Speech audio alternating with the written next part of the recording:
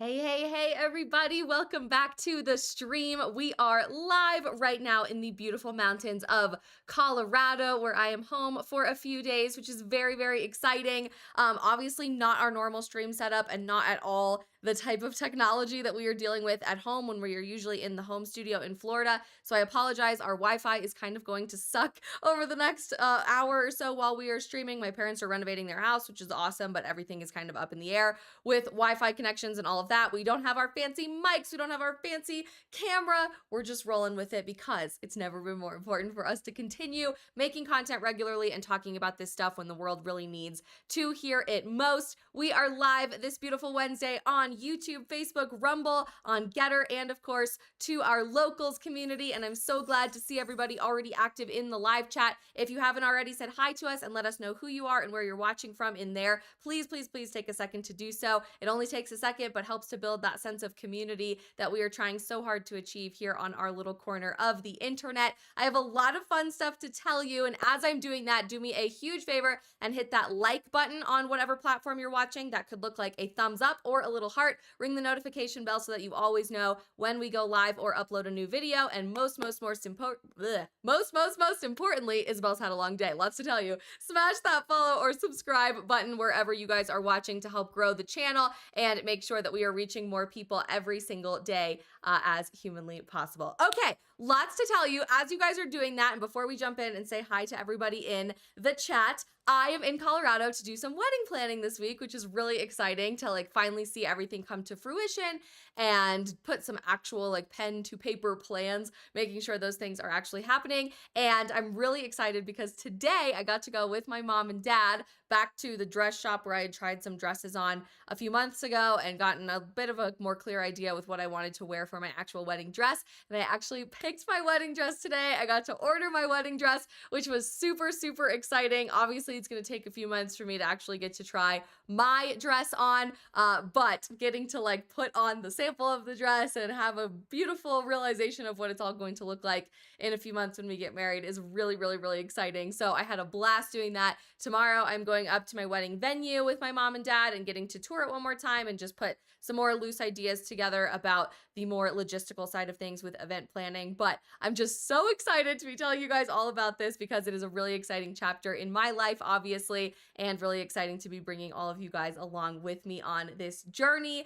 I never, ever, ever anticipated that I would be having the wedding that I am, or that any of these plans in my life would have ever come to fruition. Obviously, I thought I was going to be a doctor all throughout college. Then I thought I was going to go to law school all throughout grad school. My entire world turned upside down when I started doing content creation as a career. Previous relationships ended. I met my fiance in 2021, and my life looks absolutely nothing today in August, almost September of 2023 than it did even a few years ago, but I never would have had it any other way. It is so unbelievably cool to just throw your entire life plan into the garbage and say, you know what, God, I trust you. I know that you're going to create a better future for me than I could have ever written for myself. If you are kind of one of those people and you're kind of on the fence about what you think you want your future to look like, or you're unsure what you think your future is going to look like, or you're feeling a little uneasy about the decisions and choices that you're making, I could not recommend enough. Literally hit your knees tonight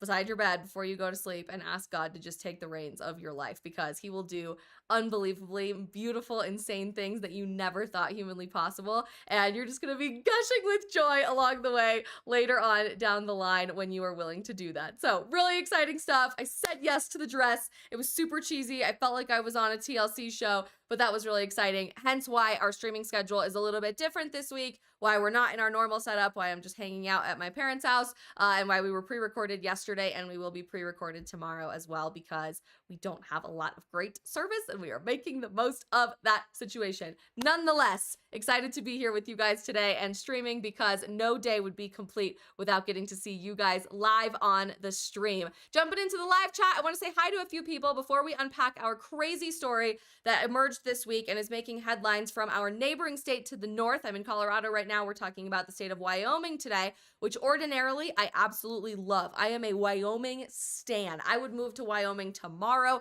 It is one of my favorite places, but there's some really crazy stuff happening up at the University of Wyoming, specifically at the Kappa Kappa Gamma sorority, and we're here to unpack all of it today. But first, have to say hi to everybody. Alexandra, always first in our YouTube chat. Thank you so much for being here. Glad you're here. We've got Green Crab Compost watching on YouTube. Leon and Michelle are watching. Michelle says it's finally time to catch a live stream. Hi from a friendly neighbor in Miami. Recently started watching your videos after seeing people react to it on Instagram. Michelle, thank you so much for being here. And if you guys are generally coming over from Instagram or TikTok, where we've just experienced crazy, crazy, crazy growth, thank you for making the leap and clicking that link in my bio or my Instagram story. We're really excited to eventually, hopefully, bring the stream to Instagram, because they're starting to roll out RTMP streaming, but it's not yet available for our account. So having to be a little bit patient with that. So in the meantime, thank you guys so much for joining us on YouTube or wherever you choose to watch. Brenda, I'm doing great. How are you? Alexandra says, I have some exciting news. My mom comes home from taking care of my grandparents in Croatia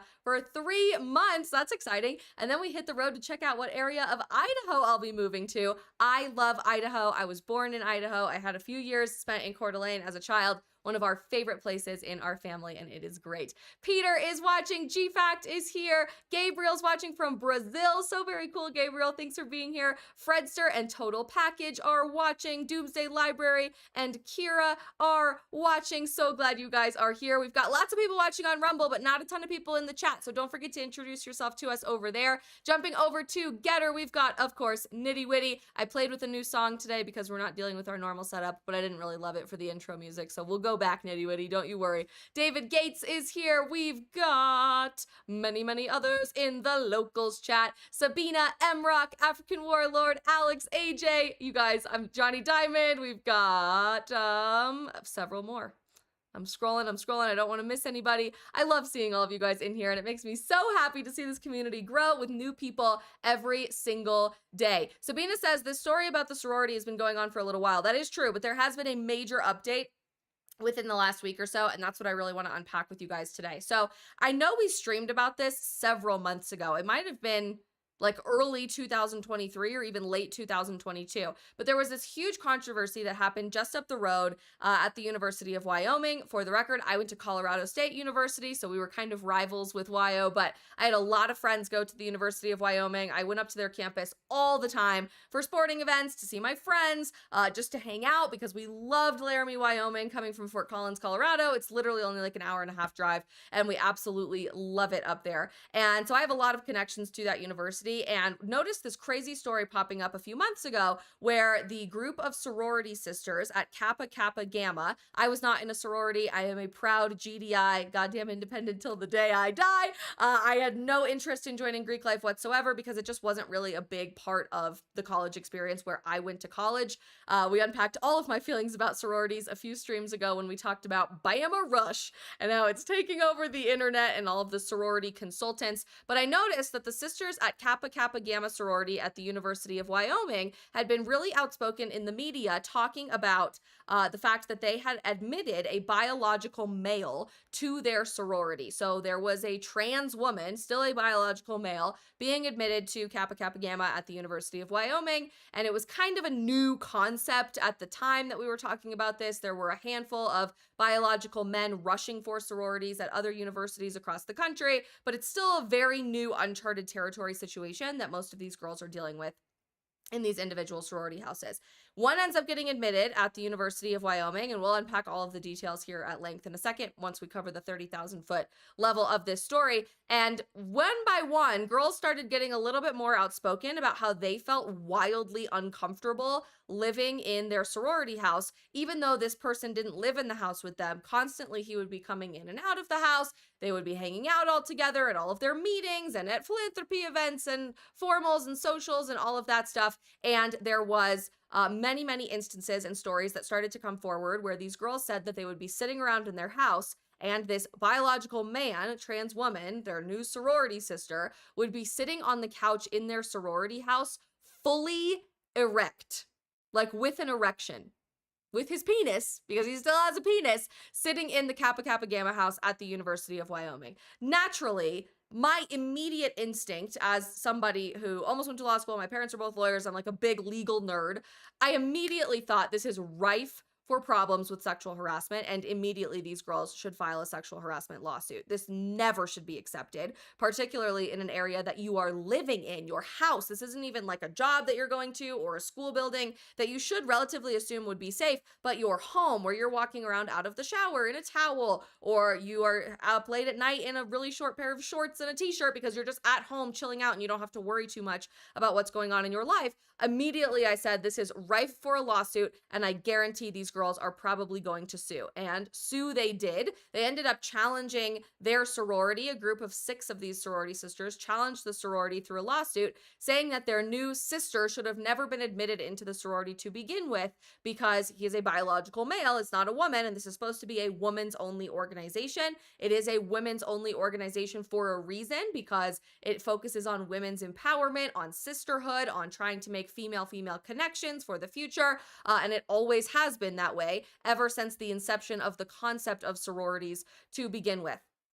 So they filed this lawsuit, and it's quiet for a while. Nobody in the media is really covering this. Nobody wants to talk about it at length, and obviously the gears of government and the judicial branch grind really slow. So a lawsuit takes a long time, obviously, to reach where it needs to go, but eventually works its way up through the court system, all the way up to a federal judge in the state of Wyoming, but obviously working for the federal government in Wyoming. And here's what happened just yesterday in the news cycle about this case. The girls put together the lawsuit. They challenged the validity of this man, trans woman, being admitted into their sorority, and the fact that they are dealing with massive sexual harassment problems and feeling completely intimidated and unsafe in their own home. Here's what the U.S. District Judge had to say about all of it.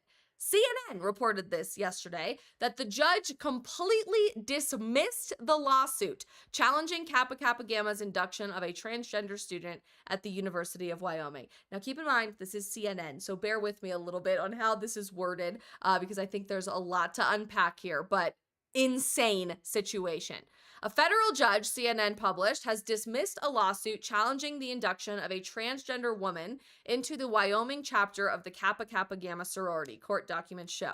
The lawsuit was filed in March, so maybe that's when we last talked about this, by 6 members of the sorority who alleged the sorority's chapter at the University of Wyoming limits membership to women only, but inducted a man as a member. In the ruling filed on Friday, Wyoming U.S. District Court Judge Alan Johnson noted the sorority does not expansively define who a woman is in its bylaws and said the court would not provide a definition.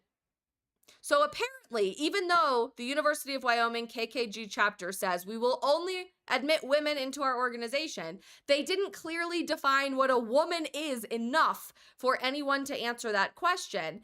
And it's not up to the United States judicial branch to provide a definition for a woman. With its inquiry beginning and ending there, the court will not define a woman today, wrote this district judge, Alan Johnson. I'm immediately getting flashbacks, I don't know if anybody else is, to Supreme Court hearings on whether or not someone should be admitted to the Supreme Court. I guess since judges and justices are not biologists, they're not smart enough or aware enough or logical enough to define what a woman is enough to fall into the definition of the law or fall into the definition of the bylaws of any particular organization, which is a slippery enough slope in terms of a legal precedent to set in and of itself, in my opinion. If we can't define what a man or a woman is, how on earth are we going to define sexual harassment moving forward? How on earth are we going to deal with criminal cases of rape? How on earth are we going to deal with domestic abuse and violence if we can't define what a woman is? But just some questions rattling around in my brain. CNN says the plaintiffs had claimed officials disregarded the secret voting process required by sorority rules, and after extensive behind-the-scenes direction from the national sorority officials and alumni advisors.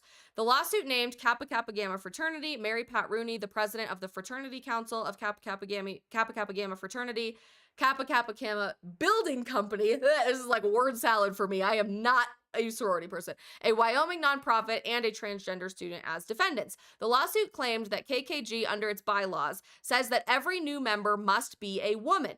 Kappa Kappa Gamma's bylaws state that it is a single gender organization that is comprised of women and individuals who identify as women. So that would have been the national organization that says that. Specifically, they were trying to say that their state, their university's chapter of the sorority only says it is a single gender organization. This federal court judge ruled that a federal court may not invade Kappa Kappa Gamma's freedom of expressive association and could not impose the plaintiff's definition of a woman, or just any definition of a woman, I suppose. Kappa Kappa Gamma, the national organization, so all of the KKG chapters across the country, applauded the court's ruling in a statement to CNN. This is a sorority making an entire brand and charging thousands upon thousands of dollars from girls at universities across the country, making an entire brand saying, we are here to empower women. We are here to give you sisterhood and connection with other women. We are here to be a single gender women's only organization and make your life as a woman better. But we're also going to go behind your back when you are being legitimately sexually harassed inside the house that we provide to you, that we are here to make you feel safe in and secure in and happy and successful in. We're going to go behind your back to the media and say we are better being virtue signalers and we are better standing up for a biological man in our sorority than the many women who are likely to face this type of sexual harassment in the future and the at least 6 who currently are at the University of Wyoming today. Disgusting and completely inappropriate and unbelievably disrespectful. Here's what the national organization of the sorority had to say. Kappa Kappa Gamma applauds the court's ruling in Wyoming, upholding a private organization's right to choose their members. We look forward to moving past this lawsuit. Of course you do, because you don't want any sort of national backlash or attention brought to yourself, Kappa Kappa Gamma, so that we can continue the important work being done every day on behalf of all of our members. Notice how they don't say women involved in the sorority. They say all of our members involved in this sorority. The attorney who represented the 6 girls who filed the lawsuit to begin with said the fundamental issue at the center of the lawsuit remains undecided. I would totally agree with that, and that her clients will continue their fight. The court's opinion reflects an idea that plaintiffs cannot agree with. Women's rights do mean something. At least they did up until 2023 America, where women's rights all of a sudden have meant allowing men to beat us in sports, where women's rights have all of a sudden involved allowing men to use our bathrooms and sexually harass and or abuse us in public restrooms in schools, for example, at school districts across the country. Women's rights used to mean something until women's rights involved letting men represent women in advertising campaigns and opportunities professionally for tampon companies or Kate Spade or beer companies, taking away from a woman's opportunity to make money doing the exact same thing. Women's rights used to mean something until 2023, where women's empowerment organizations like sororities are more focused on virtue signaling to men than preventing women from getting sexually harassed in their own home. Just saying.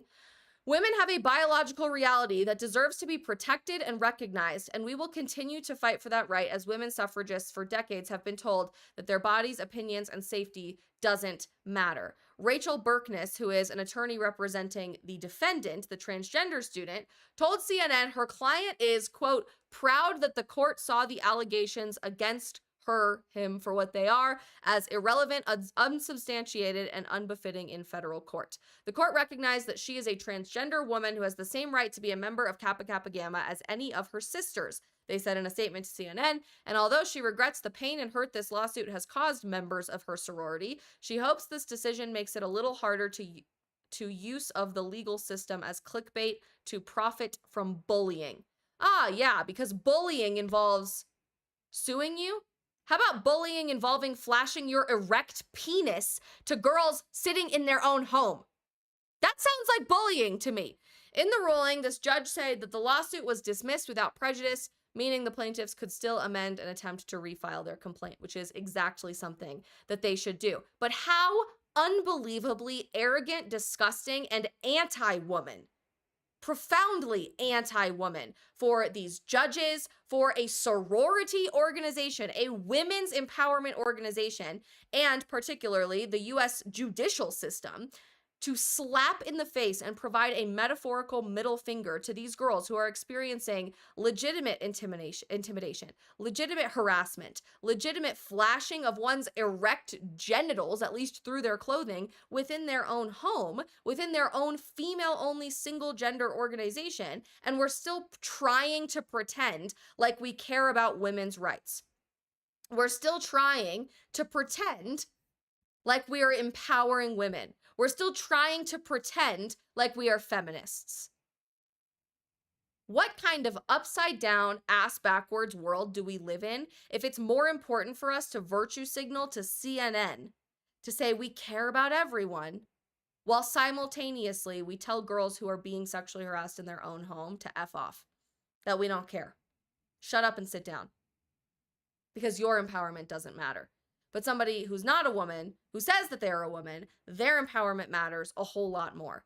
As you can imagine, these girls have been incredibly outspoken about the situation, and they are giving interview after interview right now about the fact that they plan on continuing to fight, which is exactly what they need to keep doing in this insane situation and this insane case. I hope that they refile these charges and continue going after this from a legal perspective, because strictly the legal precedent that is set by refusing to define what a woman is opens up an entire can of worms that I don't think the American public is quite prepared for. For example, if we can't define what a woman is, what is the 19th Amendment about?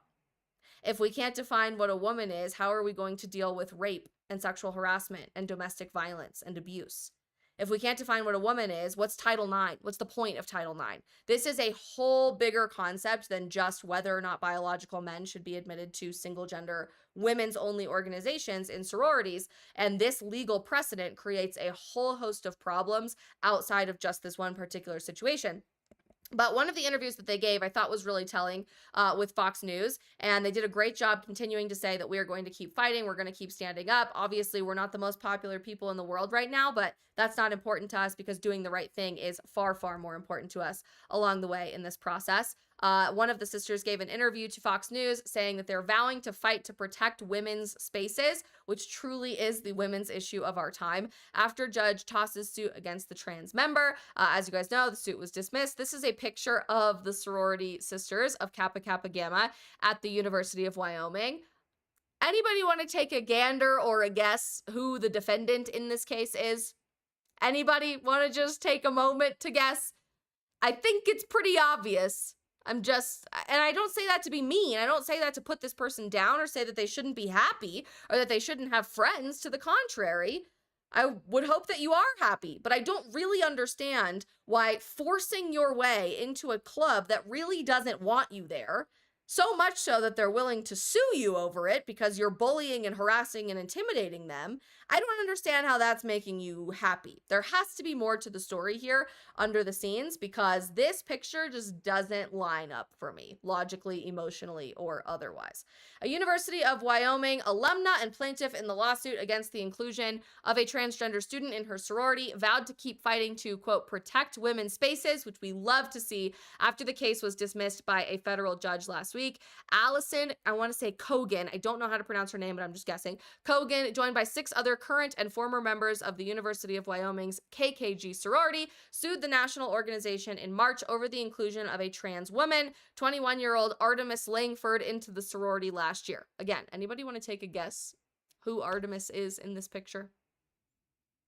I don't say that to be mean. I just say something doesn't quite fit here.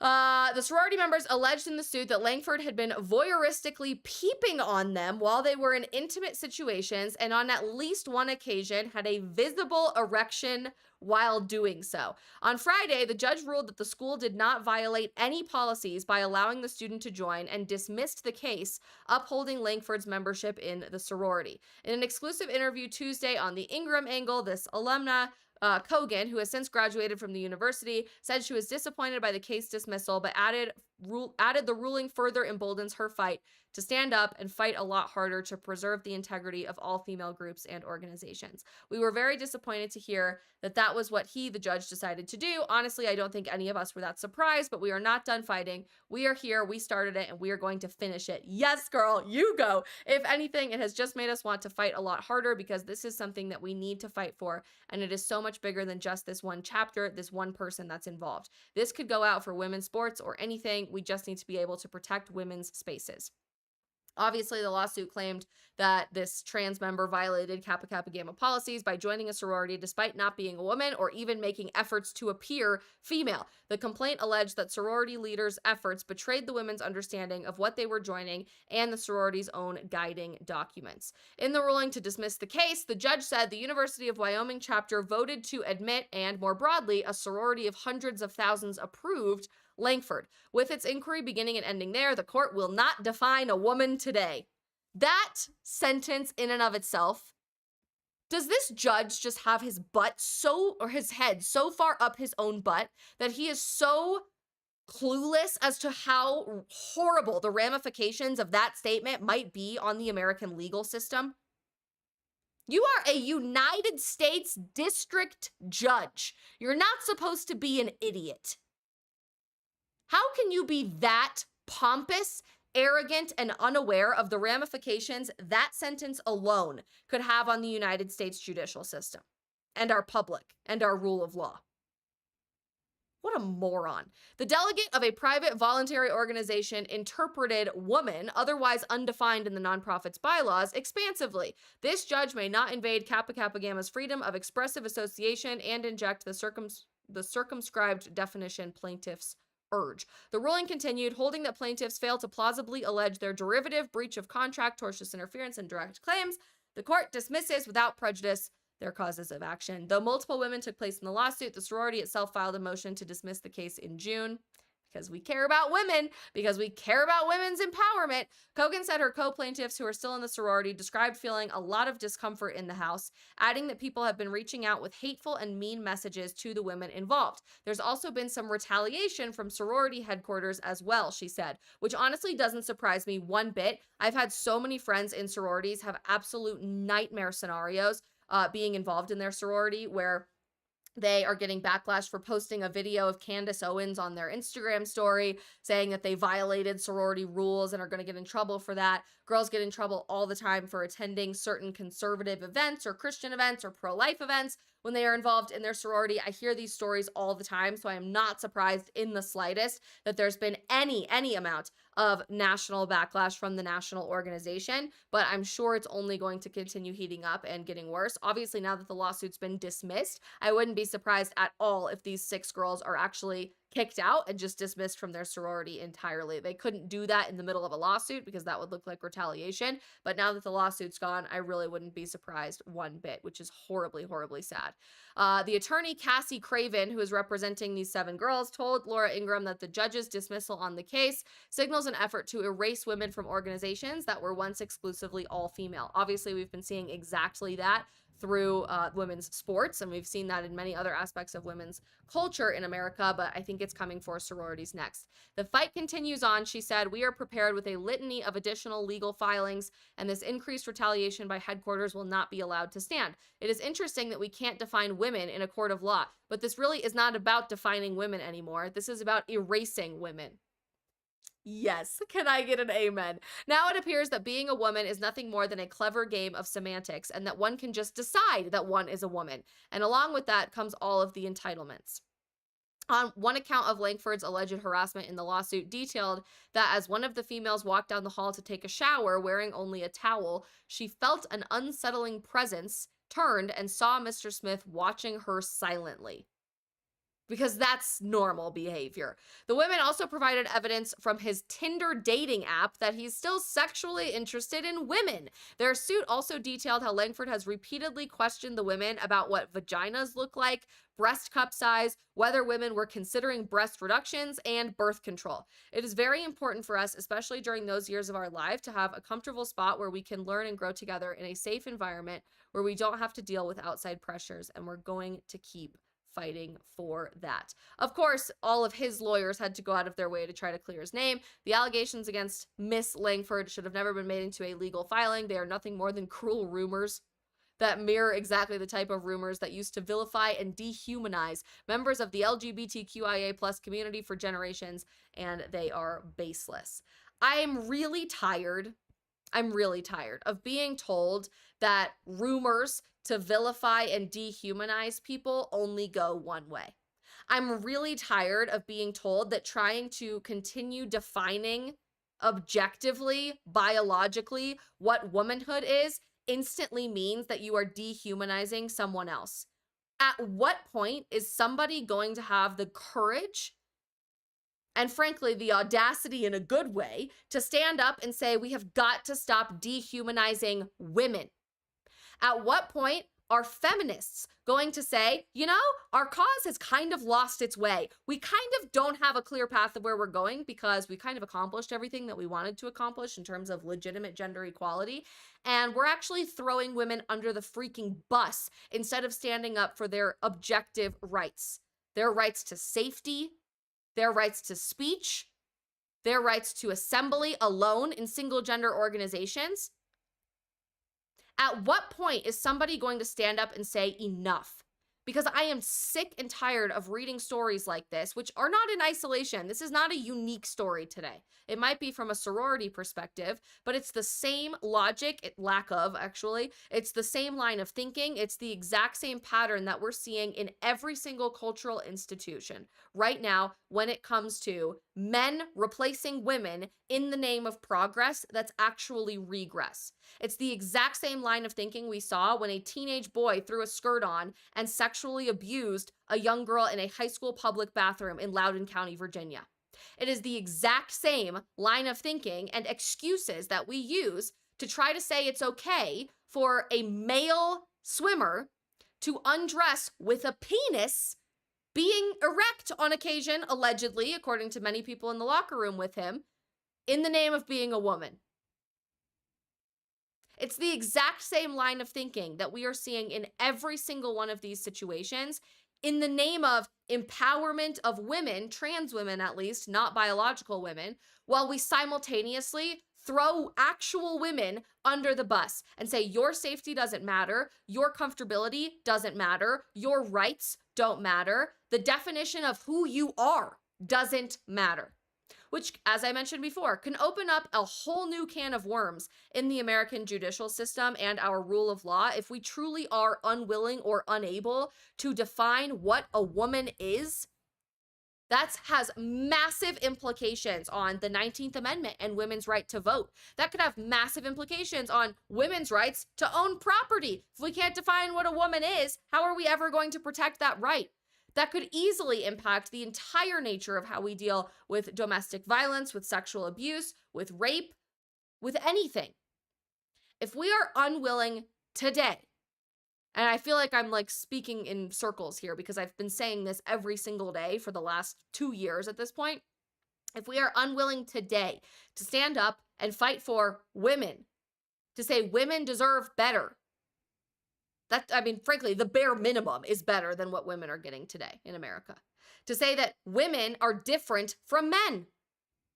And that's okay. That's beautiful. That should be celebrated.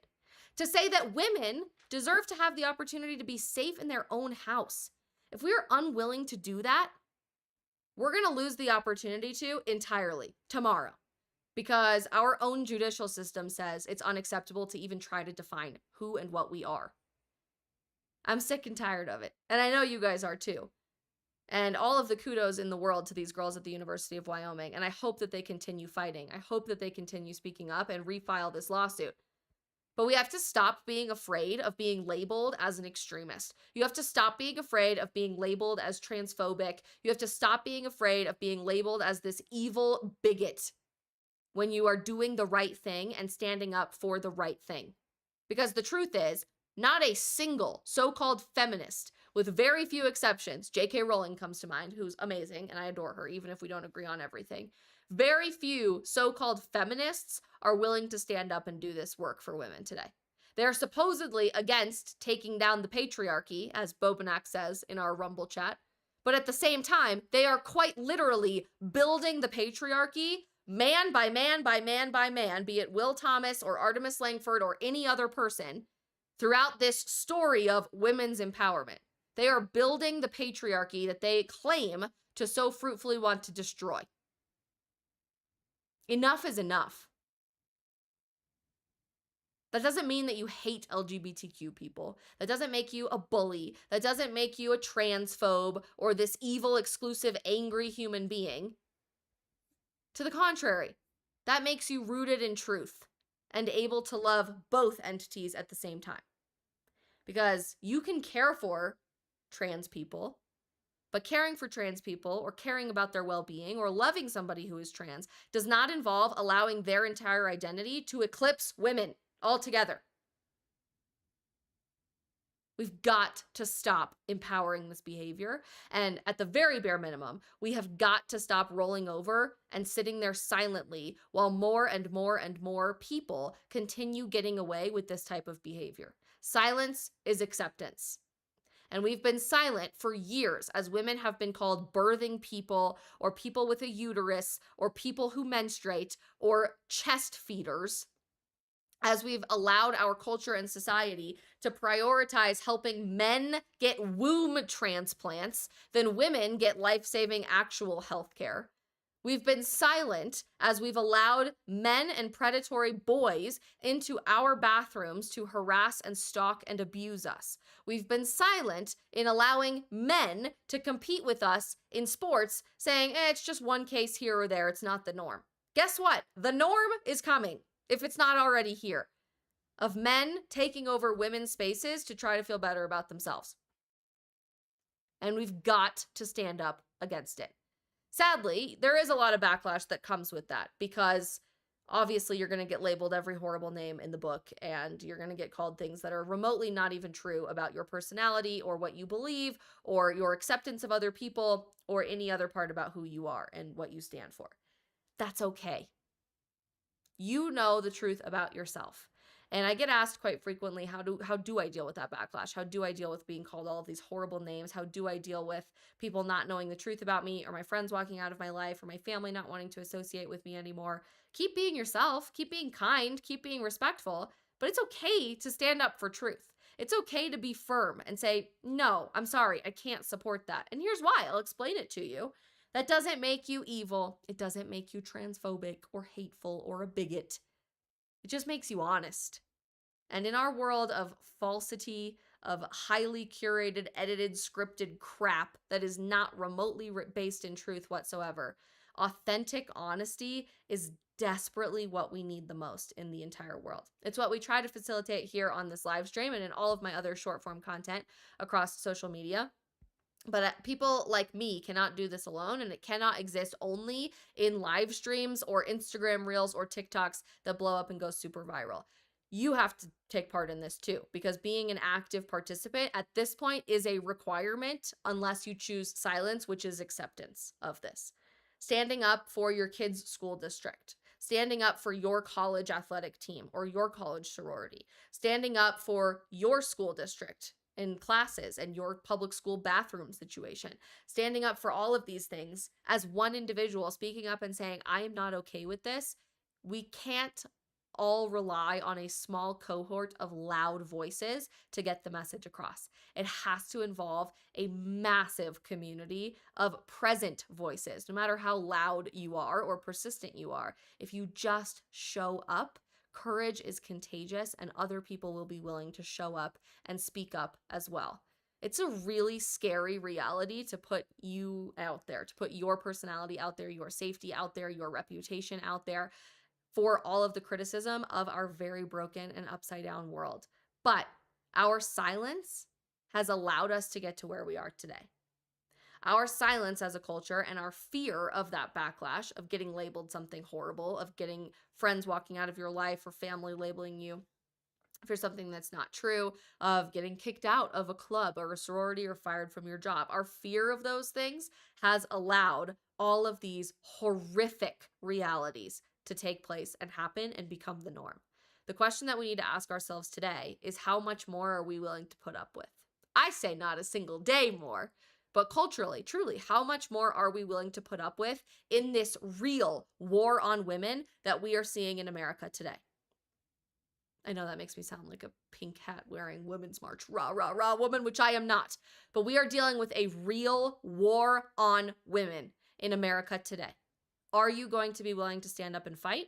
Or are you going to continue staying silent, accepting this as the norm, and being complicit in where we go next? You guys, I love you so much. I know we've got some shorter streams this week because I'm on the road and traveling, but with our signal not being super reliable here at my parents' house, we're going to cut it there at the stream today. I'm so grateful for each and every one of you. We are back in the studio on Friday with tons and tons and tons of normal content with all of our post-stream Q&As on locals and everything else. So thank you guys so much for your patience as I'm traveling for some wedding planning. I can't wait for you to see my wedding dress. It's really exciting, very beautiful, and it was very, very fun to try on with my mom and dad today. Just have some fun. I hope you have the best day in the entire world. Keep speaking the truth. Keep being good people. Keep fighting and standing up. We've never needed it more than we do right now. As you guys are leaving the stream, do me a huge favor today and smash that follow or subscribe button on whatever platform you are watching on. It means the absolute world to me seeing you guys continue to help my journey as a streamer and creator, and love seeing this community continue to grow. I love you all so, so very much. Happy, happy Wednesday, and we will see you next time for the stream. Bye.